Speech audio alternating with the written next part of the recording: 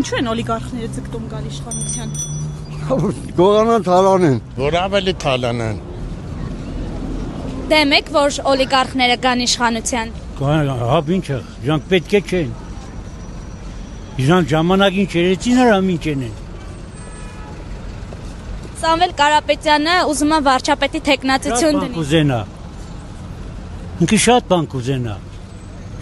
Խոյրա ուզենալով չէ։ Ինքը քաշվել է։ Սաղին քաշե ժամանակին։ Հիմա ինքը պետք է քաշվի։ Ում եք, որ օլիգարխները գան իշխանության։ Իհարկե ոչ, դեմ ենք։ Ոնց կարող են կողմ լինել։ Ըստ ձեզ օլիգարխները ինչու են ձգտում գալ իշխանության։ Որ այս փողերը պահեն։ Ինչու են օլիգարխները ձգտում գալ իշխանության։ Որպեսզի ավելի շատ հարստանան։ Ինչպես։ Շատ հարստանան։